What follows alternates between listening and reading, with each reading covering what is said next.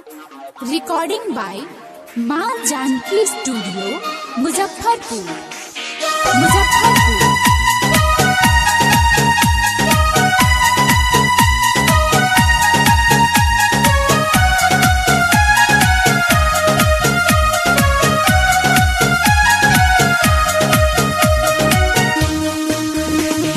रखब जवानी साबुनदानी में,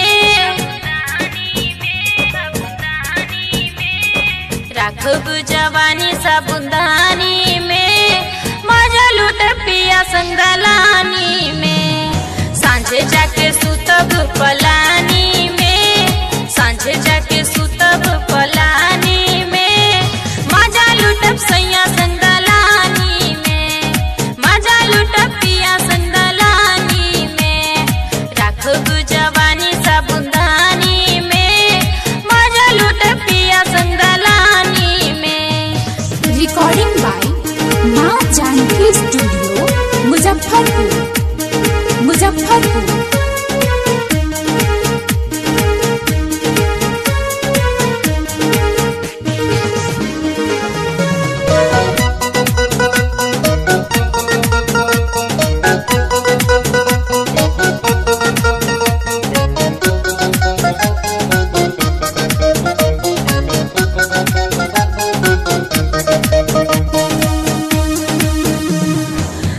जब साथी हो हमरो शादी, शंकर डीजे दुआरा पे बाजी।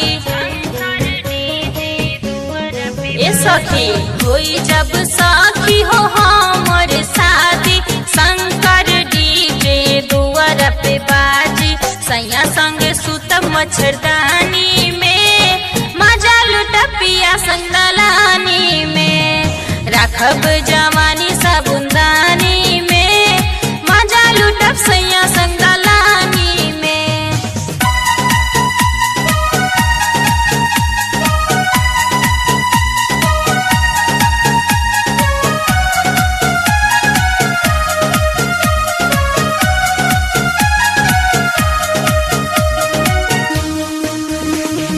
सोलह सिंगार माथे बिंदिया सजा के, रख ले बानी जवानी छुपा के। बुझलो कि ना? 16 सिंगार माथे बिंदिया सजा के, रख ले बानी जवानी छुपा के। गलती न करब नदानी में, मजा लूटब पिया संगलानी में। रखब जवानी साबुनदानी में, मजा लूटब पिया संगलानी में।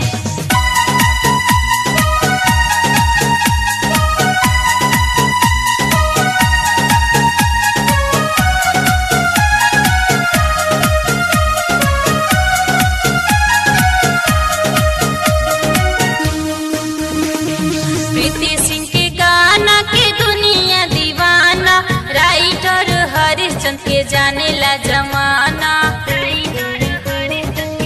अब का कहिए सखी? प्रीति सिंह के गाना के दुनिया दीवाना, राइटर हरिश्चंद के जाने ला जमाना। आग लगावेला पानी में, मजा लूटब पिया संगलानी में। रखब जवानी साबुनदानी में, मजा लूटब सैया संगलानी में। रखब जवानी साबुनदानी में, मजा लूटब पिया संगलानी में। सांझे जाके सुतब पला